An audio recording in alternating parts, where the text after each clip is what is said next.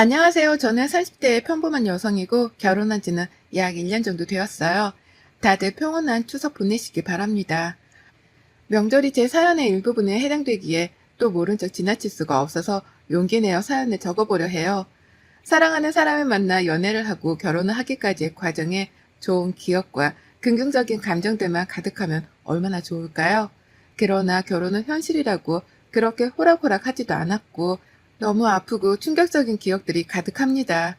남편과 저는 소개팅을 통해서 만났고 호감이 있다고 마음을 알고 서로 연애를 결심했어요.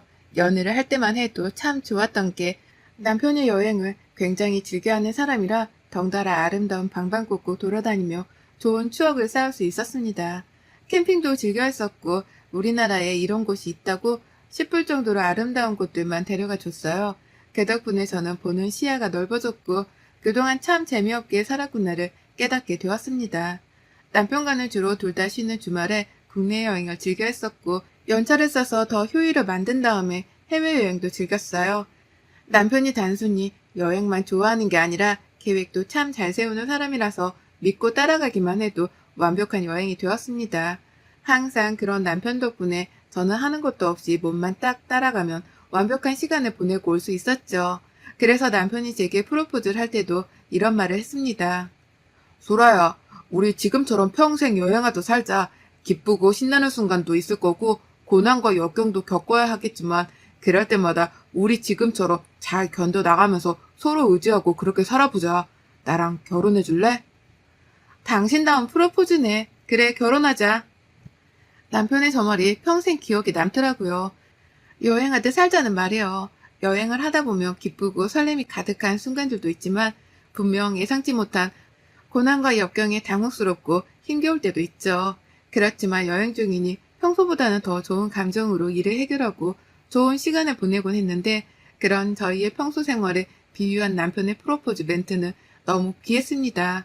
이런 사람과 함께라면 정말 평생 여행하듯 즐기며 행복하게 살 수 있을 거라고 확신을 했어요. 그렇게 남편과 결혼을 했고 별 탈 없이 잘 살고 있었습니다. 그러던 어느 날 원래 차로 1시간 거리에 계시던 시부모가 저희 집 근처로 이사를 오신다고 했죠. 아, 소라니? 다름이 아니고 이사 소식 들었니? 네? 무슨 이사요? 뭐야, 동호한테 못 들었니? 우리 다음 주 수요일에 그 동네로 이사 가기로 했는데 동호가 깜빡했나 보구나. 수요일에 이사하는 거니까 그날 일 좀 미리 빼고 우리 이사 좀 도와줄래?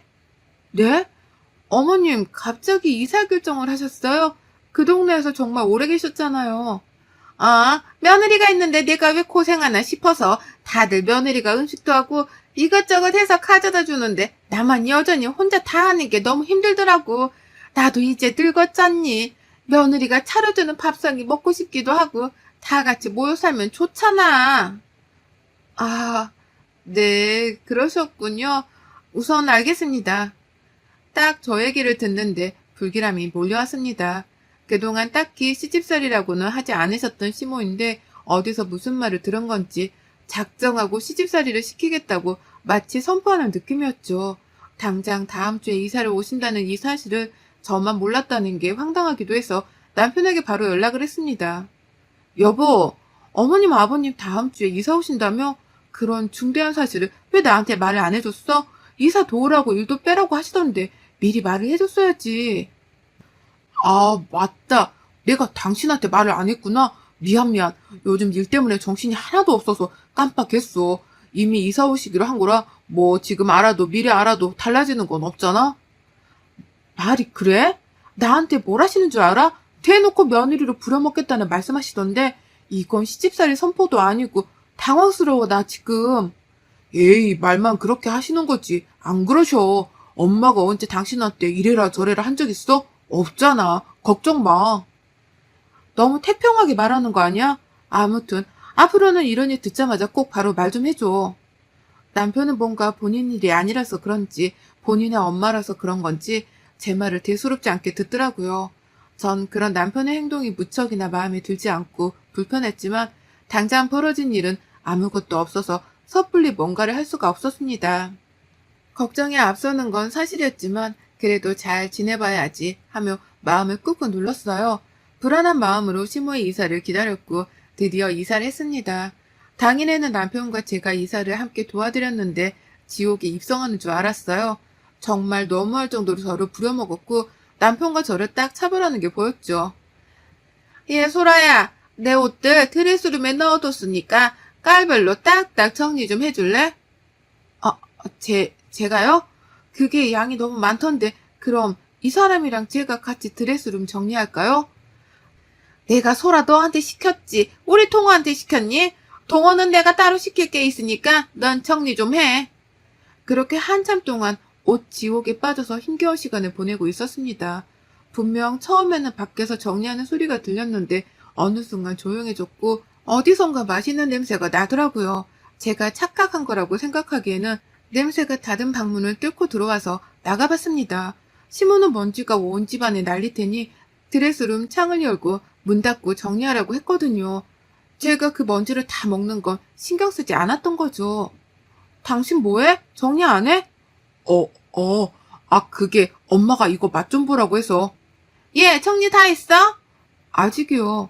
근데 왜 나와? 내가 분명 정리 다 하고 나오라고 했잖니. 그리고 먼지 날리니까 방문 열지 말라고 말했지? 왜 내 말을 다 무시하지?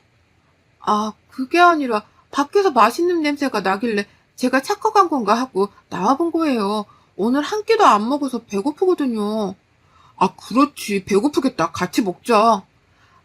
무슨 소리야. 이거 제대로 만든 것도 아니니까 조금만 참고 정리나 해. 정리를 빨리 해야 뭘 먹던가 하지. 정말 먹는 걸로 저러는 게 가장 유치하고 치사한 건데 시모는 귀엽고 단 한 입도 주지 않고 저를 다시 먼지 가득 쌓인 드레스룸으로 돌려보냈습니다. 황당했던 건 본인들이 식사를 하기 위해 대충 주방을 싹 다 치웠더라고요.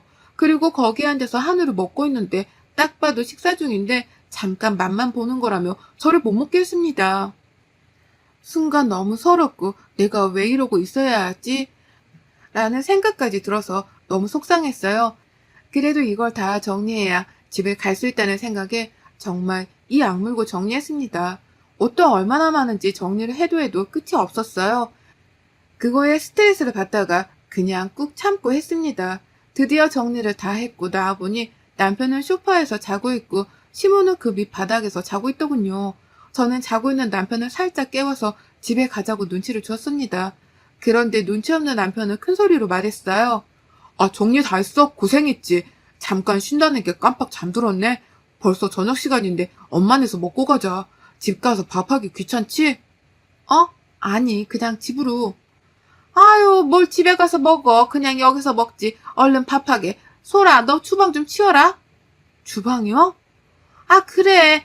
아까 그 잠깐 맛보느라 이것저것 꺼냈는데 못 치웠어. 허리가 아파서 그걸 얼른 치워야 밥을 먹지. 우리가 먹은 거? 그거 내가 얼른 치울게, 엄마. 에이, 무슨 소리야. 너 키우면서 언제 엄마가 주방일 하게 뒀어? 그런 거는 여자들이 다 알아서 할 일이니까 너는 잠자고 있어. 너 아직도 안 치우고 뭐하니? 그렇게 몸이 무거워서 뭘 해먹고 살 수나 있겠어? 저 여태 옷 정리하느라 허리 한번 제대로 펴지도 못했고 앉아서 쉬지도 못했어요. 어머님, 심지어 지금 저녁 시간인데 밥 한 숟갈 떠보지도 못했고요. 그런데 어머님이랑 이 사람이 한우 구워 먹은 것까지 제가 치워야 해요? 그거 좀 같이 먹자고 했더니 질색팔색 하시더니 왜? 치울 때는 또 저를 찾으세요? 죄송하지만 저 못하겠고 집에 가서 쉴게요. 저도 내일 출근하려면 좀 쉬는 게 맞지 않나요? 뭐야? 누가 들으면 내가 너 부려먹은 줄 알겠다. 얘가 아주 사람을 참네. 너도 도와주겠다고 와놓고는 왜 딴소리야? 집에 가서 먹든 말든 알아서 해라. 네, 부려먹으신 거 맞고요. 저는 집에 갑니다. 당신은 대리효도는 오늘 하루 내가 다 했으니 이제라도 효도하고 와. 여보, 소라야. 그렇게 가면 어떡해. 놔. 시끄러 진짜. 양심이 있냐? 저는 시모의 태도와 남편의 행동에 너무 화가 나서 뿌리치고 집으로 가버렸습니다. 아무리 이해를 해보려고 해도 도무지 이해할 수가 없었어요. 그리고 행동이 과했던 것도 사실이었죠. 그날 집으로 돌아와서 너무 배가 고파 라면을 끓여서 먹는데 왜 이렇게 서럽던지 울컥하더군요. 그리고 결심했습니다. 앞으로 이런 식으로 저를 괴롭힐 시모에게 절대 지지 않겠다고 말이죠. 한두 번 네, 알겠다고 대답을 해주니 저를 만만하게 본 건지 본 모습을 딱 보이는 게 너무 소름 끼쳤거든요. 그 이후 저는 시무와 거리를 두고 지냈고 일이 바쁘다는 핑계로 시무의 부름에 응하지 않았습니다. 그러니 시무 입장에서는 화가 아주 단단히 났겠죠. 주말만 되면 집으로 와서 이거 해라 저거 해라 시키는 게 너무 승질이 났어요. 그래서 저는 남편에게 말했습니다. 이번 주말에 엄마가 집에 와서 밥 먹으래. 간 김에 고장난 것도 좀 봐주고 청소할 거 있으면 도와드리자. 그래, 당신은 거기 가서 어머님 도와드려. 나는 우리 집 가서 내 부모님 보고 도와드릴 거니까. 아, 정말 왜 그래? 언제까지 이럴 거야? 뭐가? 효도는 셀프야. 왜 나한테 대리효도를 바래? 내가 언제 당신한테 우리 엄마 아빠께 이렇게 해, 저렇게 해, 도와줘. 라고 말한 적 있어? 단 한 번도 없을 텐데. 난 늘 내가 했지. 당신한테 시킨 적 없어. 맞지? 아, 물론 그렇긴 한데 우리 집은 가깝고 처갓집은 멀잖아. 그걸 핑계라고 말하는 거야? 차라리 입이라도 다물지 그랬어? 정 떨어진다 정말. 내가 알던 사람 어디 간 건지 모르겠는데. 그렇게 남편과 한바탕 싸우고 주말에 친정집에 놀러 갔습니다. 오랜만에 부모님을 보고 함께 시간을 보내니 그간 쌓였던 분노와 스트레스들이 눈 녹듯이 사라졌어요. 다행이었죠. 그런데 갑자기 부모님께 충격적인 소식을 듣게 되었습니다. 우리 딸 시집가서 사니까 어때? 그냥 그래. 뭐 엄청 행복하지도 불행하지도 않아. 어머머, 신혼인데 벌써 그런 소리가 나오면 어째? 아참, 엄마랑 아빠 이사하려고 해. 원래 고민 중이라 신경 쓸까봐 굳이 말 안 했는데 거의 확정이라서 말해. 이사? 갑자기 어디로? 부산으로 가려고. 이제 딸 시집도 보냈고 여기서 너무 오래 살아서 지겹기도 하고 더 늙기 전에 고향 가서 친구들도 보고 그렇게 살고 싶어서. 아, 정말? 아휴, 더 자주 못 보겠네. 근데 뭐 잘 생각했어. 가서 친구들이랑 시간도 보내고 그러면 더 행복해질 거야. 자주는 아니더라도 얼굴 까먹지 않을 정도로는 꼭 내려갈게. 부모님 고향인 부산으로 내려가겠다는 소식을 듣고 솔직히 마음이 쿵 했습니다. 지금도 자주 못 보는데 부산으로 가시면 더 자주 못 볼 것 같았고 정말 제가 출가 외인이 된 기분이 들었거든요. 그래도 고향 가시면 지인들도 많으니 두 분 입장에서는 행복하실 것 같아서 마음이 놓였습니다. 그런데 이 문제로 남편과 파국을 맞을 줄은 상상도 못했어요. 부모님이 부산으로 내려가시고 첫 명절은 추석이었습니다. 제가 남편에게 꼭 부산에 가봐야겠다고 말했죠. 나 이번 추석 때 부산 가는 거 있지만 미리 예약해둘 건데 KTX랑 비행기 뭐가 좋겠어? 어? 아, 맞다. 처갓집 이제 부산이지? 그런데 엄마네도 가야 하는데 시간이 너무 빠듯하지 않아? 어머님 댁은 365일 중에 300일은 가는데 뭐가? 이사도 하셨고 명절인데 당연히 가야지. 가기 싫다는 소리도 들린다? 아니, 그런 게 아니라 사실은 나 KTX 타다 크게 다칠 뻔한 적이 있어서 그건 못하거든. 어? 그런 일이 있었어? 그럼 뭐 비행기 타고 가자. 예약해둘게. 아, 이거 진짜 숨기려고 했는데 나 비행기 탈 때마다 손발이 덜덜 떨리고 두렵고 무서워. 왜 그런지 모르겠는데 숨도 잘 안 쉬어주고 막 그래. 당신이랑 연애할 때는 그런 내 모습 싫어할까 봐 숨겼거든. 뭐라고? 우리가 비행기를 몇 번 탔는데 갑자기 그게 무슨 소리야? 타자마자 기절하던 사람이. 그게 자는 척 연기를 한 거였어. 내가 두려워하는 게 들킬까 봐. 어쩌지? 그래도 가긴 해야 하니까 내가 약을 먹던가 해볼까? 근데 몸에 안 좋다고 해서 걱정이네. 우리 애기도 낳아야 하잖아. 아니, 대체 이게 무슨 소리야?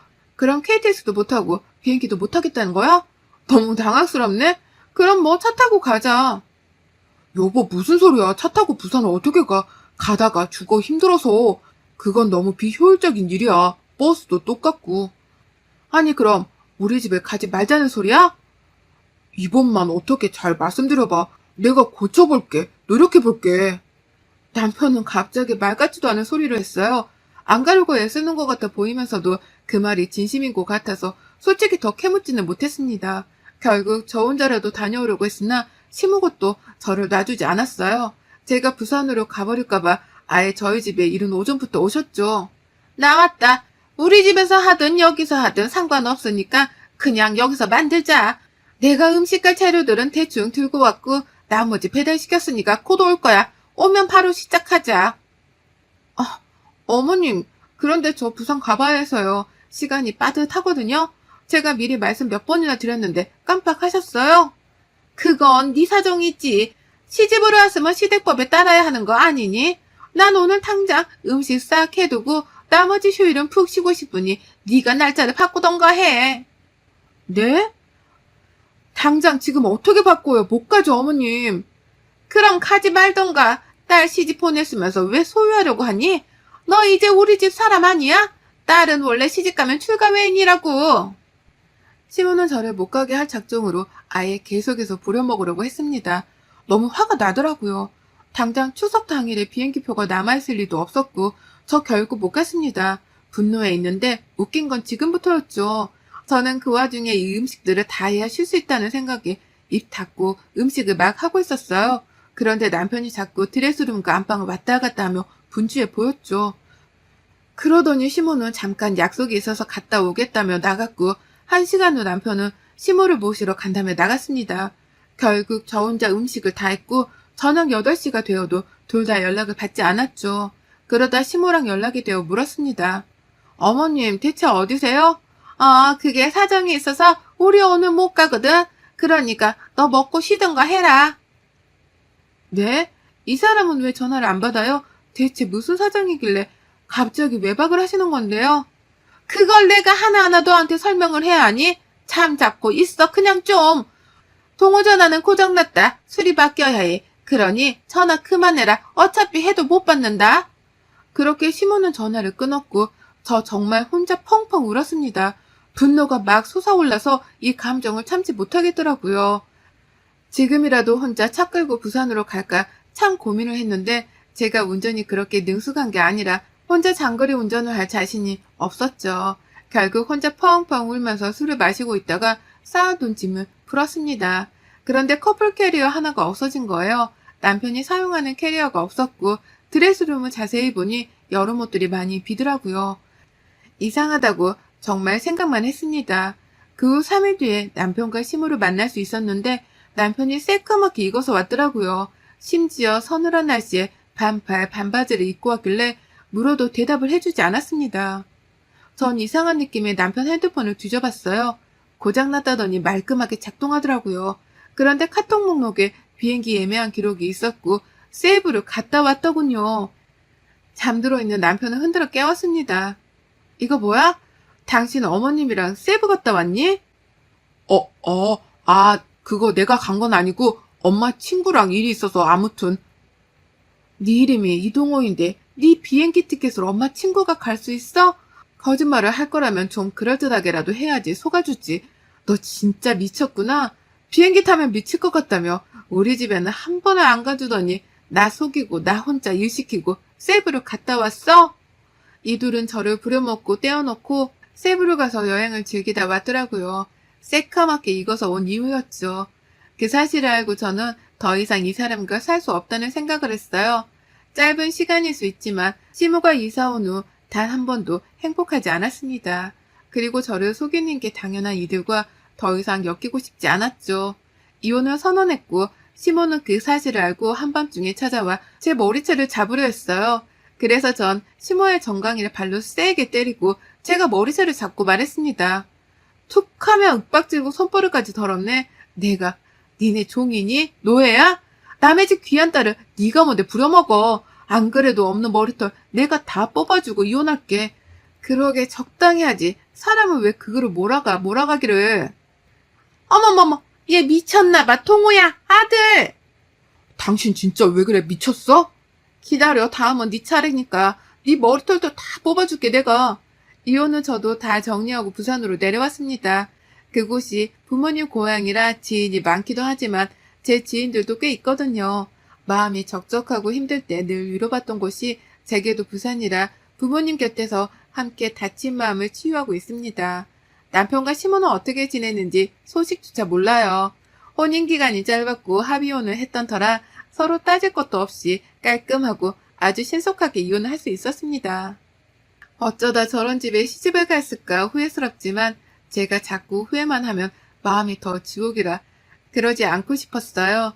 그래서 후회는 이제 그만하고 앞으로의 제 삶을 제대로 살아보려고 합니다. 긴 사연 읽어주셔서 감사하고 여러분의 추석은 행복하셨나요? 부디 행복하셨길 바라며 마무리하겠습니다. 감사합니다.